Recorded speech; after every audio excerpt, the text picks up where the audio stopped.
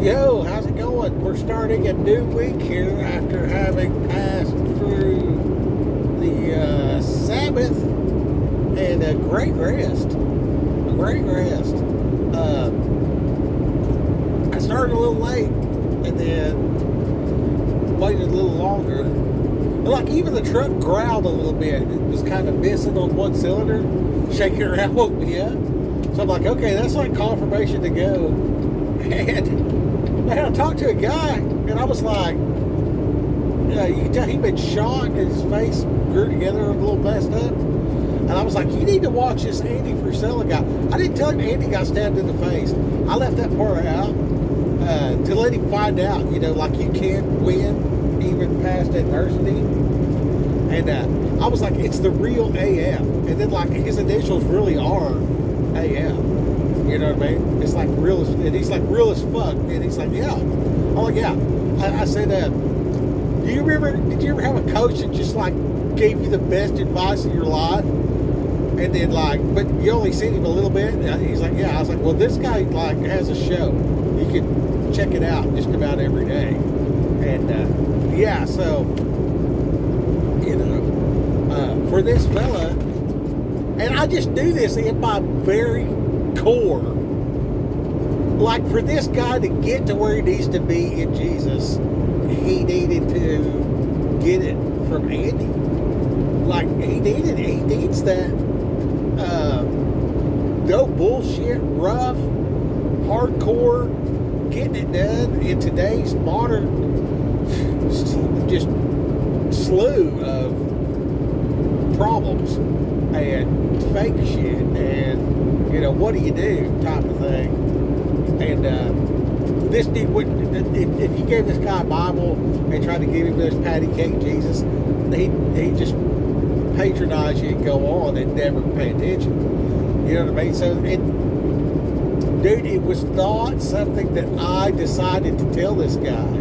It was, I gave this guy a talking to, which, hell, I'm already dragging it out longer than the actual talk, but, you know what I mean? It's like, when you know the creator of the universe has put it on you to do something, and you're doing it. And, like, I was put into a bind 4 different ways, very significant, to deal with money, relationship. I mean, the big stuff in my life that really matters.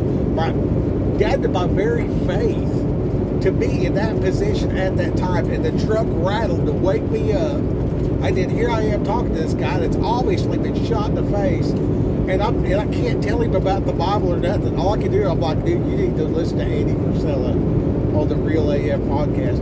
Now, I've told a lot of rednecks and stuff like that, hey, check out Bear Independent, because he's obviously reading the Bible, and he's obviously like current events and stuff like that, and preparedness and skills. Okay, plus like, save your family's life if you wreck the truck, whatever.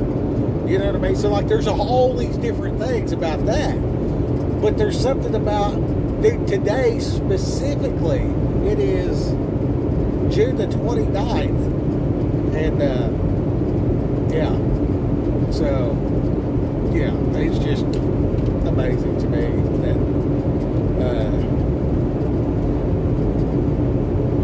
anyways.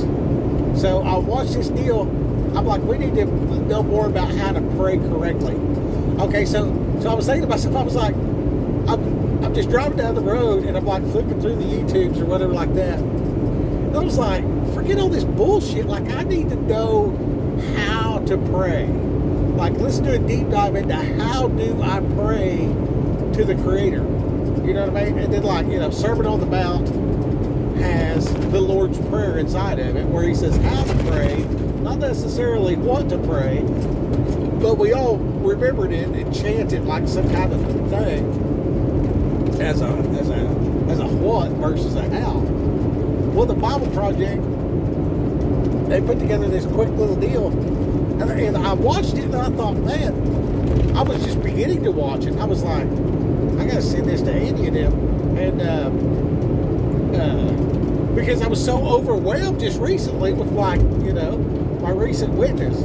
Okay, before I left the store, there was another witness that was, yeah, like the dude followed me out of the store and shook my hand, thanking me for the word. Because, like, he was a studier of the Bible that was, he was seeking more. And he found it at freaking 1 o'clock at a truck stop getting gas. You know what I mean? Like, and I got to give it to him, right? So it's just like, anyway, that was super cool too. Very specifically about Ephesians and the style of study, Divina Lecturna. He'd never heard of it. I didn't even tell him the words. I just told him how to do it. Anyway, like in line, just like waiting to buy a cup of coffee. That fast, just less than 2 minutes. Changed the guy's entire life. You know, the entire trajectory of his ability to interact with the Bible. Just blows me away when it happens. I mean, it's so wow. And then like if it don't happen, you know what I mean? Like I'm addicted to it, dude. For real. Like I'm not kidding you. I'm not kidding you a bit. And then like the enemy will get on me. And I'll be like talking to my wife. I'm like, I hate living in the parking lot. And I do. I hate it. Like, why can't I not go home to my wife every night? You know, well, obviously because the guy that needed to hear it is freaking Lake Havasu City, Arizona, where it's 126 yesterday on this deal right here. Sitting in the parking lot. The parking lot was 126 degrees. You want to hear about the Lord's provision? I was right back there in that sleeper with a blanket on, snoozing like a baby. This thing has an air conditioner. And I am very adamant with my boss that I have to have a functional vehicle. You know what I mean? It has to function. Like none of this, it turns off. You know what I mean? If I'm going to live in this son of a bitch, this motor's going to idle. I'm a truck driver. I start the truck, I go to work. When I get home from work, I turn the truck off. So if I'm gone for 2 weeks, that motor is running for 2 weeks. Period. Said and done. You know what I mean? And that's going to cost you. That's going to cost you. You know what I mean? There's a cost. You know what I mean? But when this truck is messing up, and I'm in, you know, Massachusetts, and the load's going to LA, and the shop is in Laredo, I will go to LA, be on time, back to Laredo, and then bring it to your shop where you don't have to pay, you know, $1,100 for an airbag.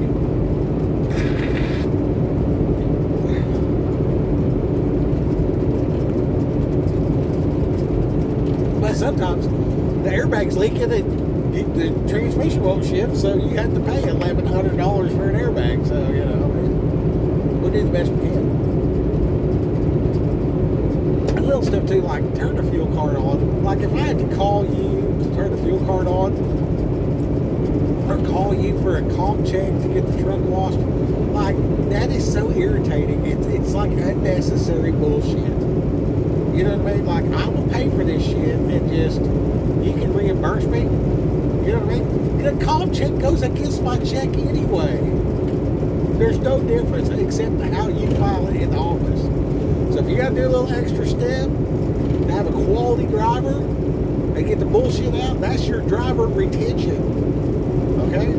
That's your driver retention. Put a motorcycle on the back of this subbitch where yesterday, when it was 126 degrees, I can take the motorcycle off and go ride around and see the sights, come back. Now I will be satisfied and fulfilled. And guess what? I ain't going nowhere else because ain't nobody else got a motorcycle on the fucking truck, dude. Like, seriously. It's a no-brainer for driver retention. You know what I mean? Anyway, yeah, I can probably move as much freight as Swift. With what I know, applied, but like, I got such a blockage for all that stuff. Because I'm trying to be about the Father's business, because Swift and all that stuff, blah, blah, goes away. It burns up. The earth is rolled up like a scroll. I don't think this, man, I'm lucky. if you get this truck going down the road about 80 miles an hour and the earth starts to roll up like a scroll, it's not eternal. You'll find out real quick. I mean, just drive out across the desert. This really happened one time. Well, never mind. I ain't gonna tell. Okay, Lord's Prayer. Lord's Prayer. That seems like a very basic thing, right? So, what I have found over and over again in business, in relationships, in Bible studies, and in daily activity, man, if you get the basics right, the rest of it falls in place. If you keep the core parameters firmly in place, and and you got the bumpers in place while you're playing, while you're bowling. You know what I mean? That's the foundational stuff. That's the bumpers. You know what I mean? You're gonna be going, and you might swerve a little bit or whatever.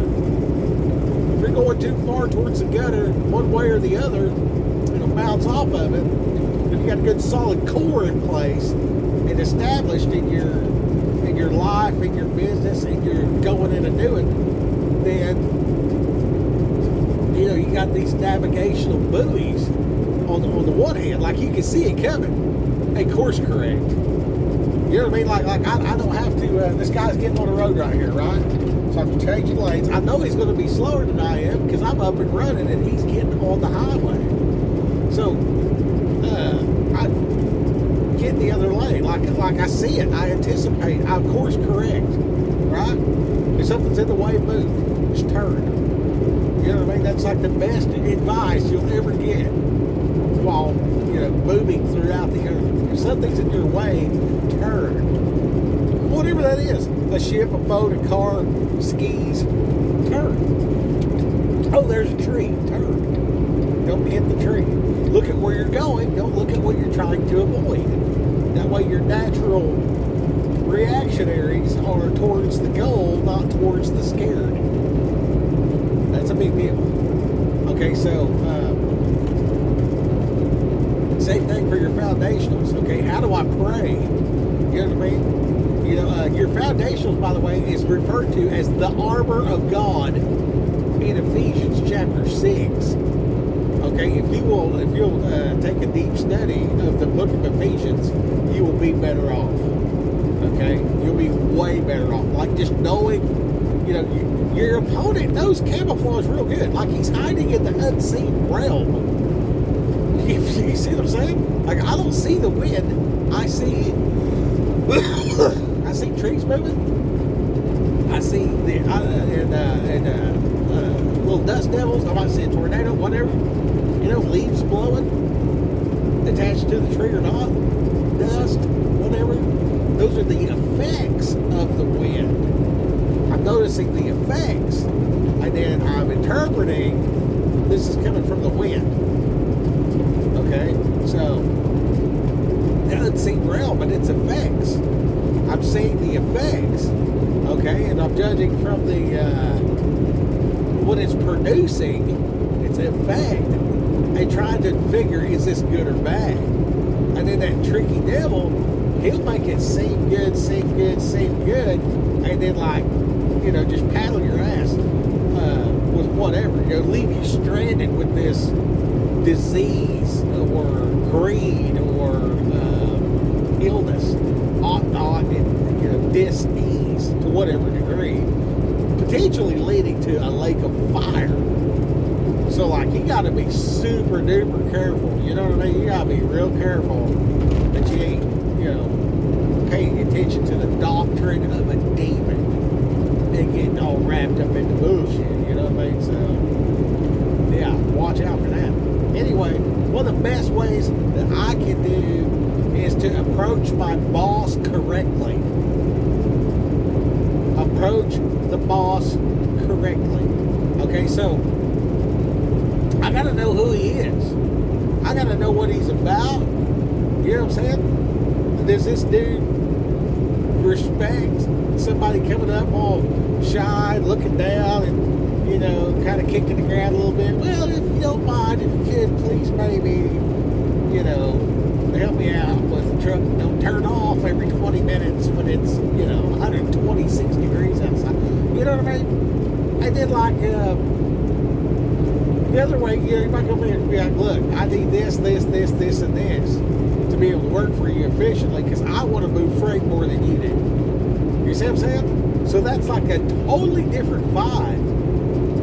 You know what I'm saying? And by coming to, like if it's a man, a real man, if you come to him and you're like, matters of fact, like this is how it is. This is what I do. This is what I can do for you. This is what I need to accomplish it, and this is the price I charge to provide you that service. It's going to be difficult, but we're going to get it done. And this is what I can do for you. You know, I mean, here's your problem. Here's the solution, and here's what I need to solve your problem and get it done. Right? A man will love that. A woman, not so much. Not so much. Not so much. You're going to run in, if you got a female boss versus a male boss, there is such an emotional whatever. I don't even know where it comes from. I think everybody lies to them to get some pussy, and then later on in life, that they haven't overcome that. So there's a lot of schism. So if you tell a woman matters of factly this, that, and the other, you're gonna upset and step on toes and stuff like that.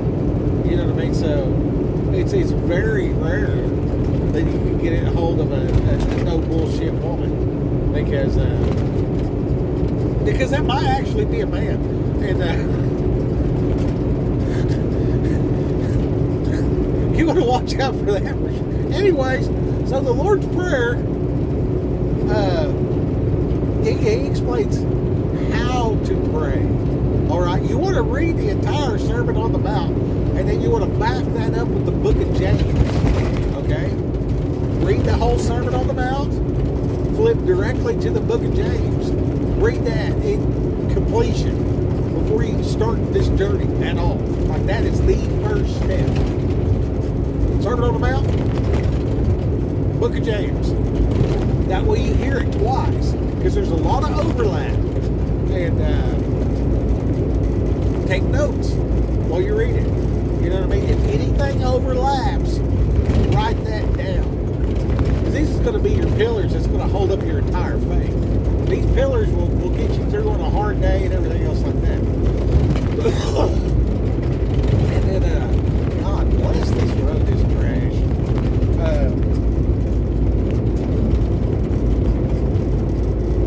Well, that's pretty much it. I don't have to say anything else. It's important to pray correctly. So it's an overview of what I'm saying. Learn how to pray to God. He's the boss. Okay? He is not a woman.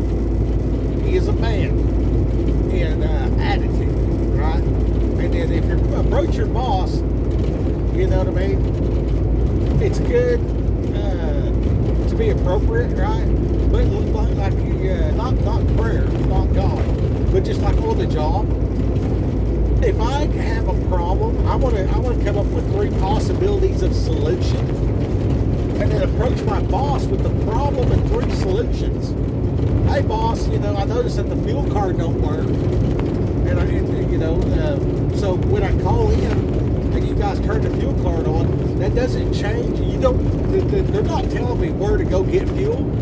We don't have a fuel route, and we don't. The only difference is I had to take the time to call you.